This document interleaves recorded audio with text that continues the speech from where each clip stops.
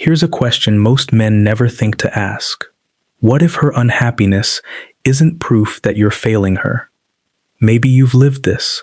You plan the date. She says you never listen. You listen more. Now you're too passive. You work harder. You're never home. You come home earlier. Suddenly you lack ambition.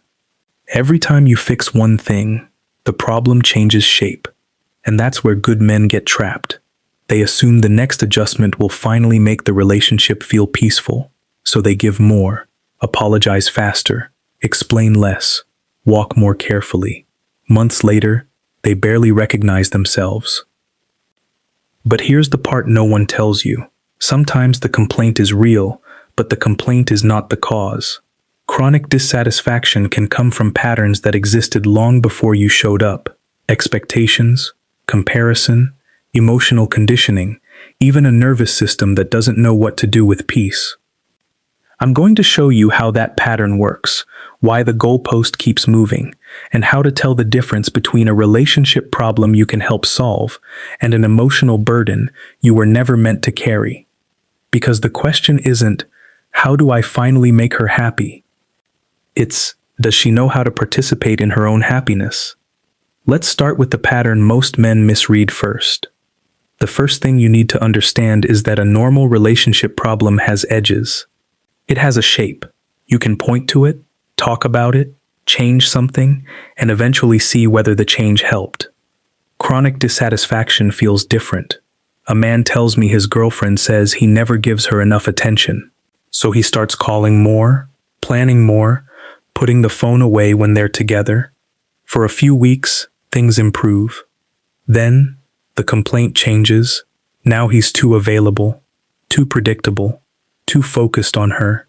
He backs off. A month later, she says he feels distant. Same thing with work. He stays late because she wants more financial security. Then he's accused of choosing his job over the relationship. So he comes home earlier, turns down extra hours, makes himself more available. Now she wonders why he isn't more ambitious. If you've lived this, you know how disorienting it is. You start treating every complaint like a separate emergency. Fix this one, then fix the next one, then the next. Eventually, your whole relationship becomes one long home improvement project, except somehow you're both living inside the wall. Now, that doesn't mean every complaint is irrational. Sometimes you really are neglectful. Sometimes you do need to communicate better, show up more, or change a habit that's hurting the relationship. A mature man has to be willing to look at himself. But healthy complaints move toward resolution. The issue gets clearer. Both people adjust. Something actually improves. With chronic dissatisfaction, the solution brings relief, but not peace. The target simply shifts again. The feeling that something is wrong survives, even after the original problem is gone. And that's where men make the mistake. They keep studying the complaint instead of studying the pattern. So if the goalpost keeps moving, you have to ask a different question. What is creating the need for there to always be another problem to solve? Sometimes the relationship isn't creating the unhappiness. It's exposing a pattern that was already there. Some people move through life noticing what's working. Others are always scanning for what might go wrong.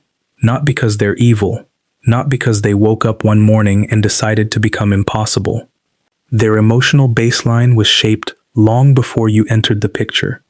Think about a girl who grows up in a home where love and criticism are constantly mixed together.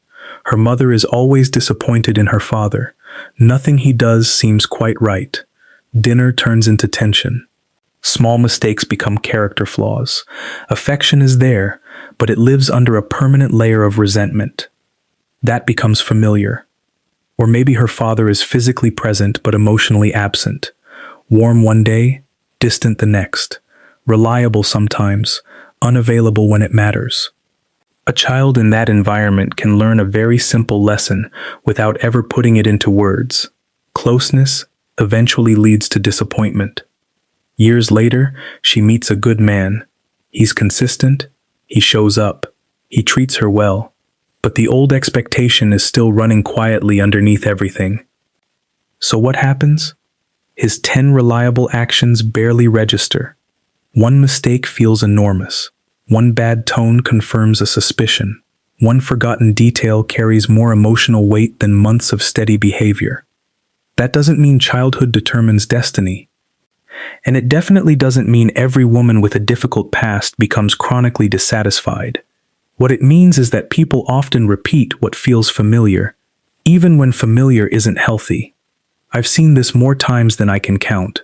Someone says they want peace, but peace feels strange. They say they want a dependable partner, but dependability feels emotionally flat because instability is what their nervous system learned to recognize as normal. You can have compassion for where a pattern came from without pretending the pattern is harmless. Childhood can explain behavior. It does not excuse refusing to examine it. And even this is only part of the picture, because a woman can come from a relatively stable background and still become deeply dissatisfied if the life she expects to have starts drifting too far from the life she actually has. That gap between the life she imagined and the life she actually has can quietly poison satisfaction. Because fantasy is effortless, real life is not. Fantasy has chemistry, novelty, perfect timing, spontaneous weekends, deep conversations at midnight, and a man who somehow knows exactly what she needs before she says it. Real life has a mortgage, laundry, traffic, tired evenings, bad moods, repetitive Tuesdays, and two imperfect people trying to stay connected while life keeps interrupting. The trouble starts when marriage, or a serious relationship, is expected to do more than a relationship can do. It's supposed to cure loneliness, heal old wounds, create self-worth, provide constant excitement, and make her finally feel complete. Then the wedding happens. The house comes, the routine settles in, and that old emptiness is still there. So the mind looks for an explanation. He must not be romantic enough. The relationship must be missing something. Maybe she chose wrong. Now add social media. A woman used to compare her life to a handful of people she actually knew. Today, she can compare it to hundreds before breakfast. One woman is in Santorini. Another just got a new kitchen. Another posts flowers the size of a small shrub with a caption about being loved right. What she doesn't see is the credit card balance, the fight in the hotel room, the marriage counseling, the job stress, or the 20 bad days surrounding that one perfect photograph. She's comparing the full weight of her real life to somebody else's best 12 seconds. Do that long enough, and ordinary goodness starts looking inadequate. A decent home feels small. A steady man feels unimpressive. A peaceful relationship feels like evidence that something more exciting must exist somewhere else. Wanting a better life isn't the problem. Standards aren't the problem either. The problem is a standard with no finish line and no accounting for what every visible reward actually costs. And once ordinary, it becomes easy to stop noticing it. And even when she finally gets the thing she thought would fix the feeling, the mind has one more trick waiting for her. It makes the extraordinary feel ordinary. And this is where a lot of men get confused, because they assume getting what she wanted should finally create lasting satisfaction. But the mind adapts. At first, she wants the relationship. Then she gets the relationship and starts wanting commitment. She gets commitment and starts focusing on the lifestyle. The lifestyle improves, and now the attention shifts to some flaw in the man, the house, the routine, or whatever somebody else seems to have. The same thing happens with attraction. His stability used to feel safe. Now it feels boring. His attention used to feel romantic. Now it feels predictable. His reliability used to feel rare. Now it barely registers because it has become normal. That doesn't mean he never changed. People do change. Relationships change. Sometimes a woman is right to notice that something important has faded. But sometimes the bigger change is the reference point. What once felt valuable becomes expected. What becomes expected becomes invisible. And once it becomes invisible, the mind starts scanning for the next missing piece. That creates a treadmill: desire, attainment, adaptation, devaluation, new desire. More does not automatically create appreciation. Getting what you wanted and knowing how to value what you have are two completely different skills. This is why solving every complaint can still leave you standing in the same emotional place. You fixed the issue, but the finish line moved again. If you've ever changed something about yourself to make a woman happier, only to watch that exact change become the next complaint, tell me in the comments. Did the problem actually get solved, or did the goalpost just move? And there's an even deeper problem, one that explains why success itself can sometimes leave a person strangely disappointed after getting what she wanted. Sometimes she isn't only chasing the next thing. Sometimes she has no idea whether the life she's chasing is even the life she truly wants. There's another kind of dissatisfaction that has nothing to do with whether the relationship is good or bad. It happens when a woman builds a life around desires she never really chose. Maybe she picks the man who looks right on paper because her friends approve of him. Maybe she chases the career that sounds impressive at dinner parties. Maybe she wants the house, the wedding, the children, the travel, the income, the body, the lifestyle, because somewhere along the way she learned that a successful woman is supposed to want all of it. Then she gets there and feels strangely empty. I knew a woman who checked every box she had written down in her 20s.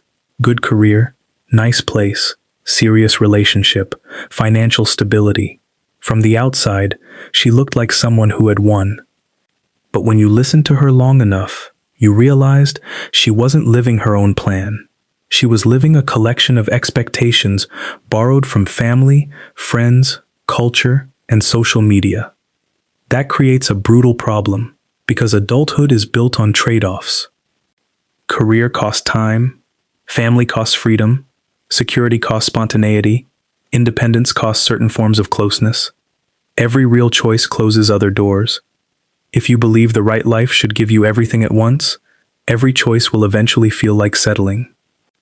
And dating has its own version of this. A woman may present herself as more easygoing, agreeable, adventurous, or low maintenance than she really is because she thinks that version will be chosen. It works for a while. Then the performance becomes exhausting. Resentment starts growing, not because the man demanded a fake personality, but because the relationship was built around one. Self-worth is healthy. Wanting love is healthy. Wanting a partner who contributes is healthy. But expecting one man to provide happiness, status, healing, excitement, security, validation, and identity all at once is a contract no human being can fulfill. And if chaos was part of her emotional history, even building that supposedly perfect life may not make stability feel safe for long. Peace can be uncomfortable when your emotional system was trained on chaos. I've seen relationships go quiet for a few weeks. No major fight, no betrayal, no crisis. Things are finally steady. Then suddenly, a tiny issue becomes a full-scale argument. A text answered too slowly. A tone of voice. A forgotten detail that normally wouldn't matter. From the outside, it looks irrational. From the inside, it can feel strangely familiar. If someone grew up around tension, unpredictability, or emotional whiplash, calm can register as suspicious. Silence may feel like withdrawal. Stability may feel like boredom. Consistency can create the uneasy sense that something bad must be coming, because in the past, peace never lasted. So she tests. She pushes a boundary to see if you'll stay. She provokes a reaction to confirm that you still care. She creates distance, then watches whether you chase. The problem is that every test weakens the very security she's trying to measure. She wants reassurance. The test creates conflict. Conflict damages trust. Less trust creates more anxiety. More anxiety creates more testing. And now the relationship is generating the evidence she feared from the beginning. This is where intensity gets confused with intimacy. Drama feels alive. Peace feels flat. A heated argument, followed by emotional reconciliation, can feel more powerful than a calm week of mutual respect. That's how self-sabotage begins. Affection gets pushed away. Small problems get inflated. Breakup threats appear. Comparisons get introduced. Stability is disrupted before it has a chance to become emotionally normal. Most of this is not calculated manipulation, but unconscious does not mean harmless. A pattern can wound people even when the person repeating it doesn't fully understand why she's doing it. Real change starts when she can notice the moment she is recreating the very instability she says she wants to escape. Because familiar does not mean healthy. Then conflict stops being something happening inside the relationship. Slowly, the relationship itself starts organizing around conflict. And once dissatisfaction becomes part of how someone sees herself in the world, changing the relationship alone is no longer enough. At some point, dissatisfaction can stop being just a feeling and become a way of interpreting everything. That's when the pattern gets harder to break. Complaining can bring attention. It can create sympathy. It can become a way of bonding with friends. It can give someone a ready-made explanation for every disappointment. The relationship is wrong, the partner is failing, life is unfair, somebody else is responsible. And once that story becomes part of your identity, self-examination starts to feel threatening. Because if you admit that you helped create some of the problems, then you have to change the story you've been telling yourself for years. Blame is often easier. Even the language of healing can be used this way. Therapy and self-awareness can be powerful when they help someone take responsibility, notice patterns, and change behavior. But psychological language can also become a shield. Every disagreement becomes invalidating. Every difference in memory becomes an accusation. Every boundary feels like rejection. The vocabulary gets more sophisticated, but the behavior stays exactly the same. That's the line to watch. Knowing the right words is not the same as doing the work. Real growth looks less impressive. It looks like reflection, gratitude, an honest apology, accepting that people are imperfect, changing the same behavior the third time instead of explaining it for the third time. And when none of that happens, a man has to stop asking how to fix her. He has to start asking whether she is doing any of the work required to change herself in the first place. This is where a man has to draw the line between love and responsibility. If she is unhappy, your instinct may be to fix it. You take the blame. You try harder. You give up a boundary to keep the peace. You apologize for things you don't believe were wrong because one quiet evening feels worth the price. Then the next complaint arrives. Do that long enough and you start walking on eggshells. You lose confidence. You stop seeing friends because it causes tension. You drop hobbies because they take time away from her. You second-guess your opinions. Eventually, you're not asking what you think anymore. You're asking how she might react. I learned the hard way that this is not partnership. It's emotional overfunctioning. So watch the pattern, not the promises. Can she feel satisfied elsewhere? When something improves, does she actually acknowledge it? Can she admit when she contributed to a conflict? Can her expectations adjust when reality changes? Can she appreciate what is good without demanding perfection? Does she want to solve the problem, or mainly decide who is to blame? Those questions tell you more than another argument will. A solvable relationship problem is specific. Both people participate. Behavior changes. Progress can be seen. Chronic dissatisfaction is different. The target moves. Criticism becomes global. Accountability stays low. The same pattern keeps returning. Your job is not to ignore legitimate concerns. Own your mistakes. Listen. Change what truly needs changing. But keep your boundaries. Refuse the role of emotional repairman. Judge willingness to change by repeated behavior, not promises made after the fight. The question is no longer, what else do I need to do? It is whether two adults are building the relationship together or one is constantly repairing while the other keeps grading the work. So when you ask, why are women always unhappy? The answer is not that women are impossible to satisfy. The deeper answer is some women carry patterns that make satisfaction difficult to hold on to. Old conditioning, unrealistic expectations, constant comparison, adapting so quickly to what they have that it loses value, chasing goals they never consciously chose, recreating familiar chaos, avoiding the responsibility that change requires. When those patterns stay untouched, the goalpost keeps moving. That is the part men need to understand. Loving a woman does not mean rescuing her from every uncomfortable feeling. Empathy does not mean accepting endless blame. Accountability cannot exist on one side while the other only evaluates, criticizes, and demands. A woman can change these patterns, but it requires honesty, gratitude, tolerating imperfection, the courage to admit when the problem is partly internal. Most of all, it requires behavior that changes consistently, not promises made during emotional moments. So stop asking, "Can I make her happy?" Ask whether she knows how to participate in her own happiness. If you want more that helps you separate genuine relationship problems from patterns that destroy a man's boundaries and self-respect, stay with this channel. If you know a man who keeps trying harder while the goalpost keeps moving, send this to him. But do not use this message to dismiss every complaint a woman makes. A good man listens. He owns his mistakes. He changes when change is needed. A healthy relationship does not require two perfect people. It requires two people willing to look at themselves. Love her, but do not carry her happiness for her.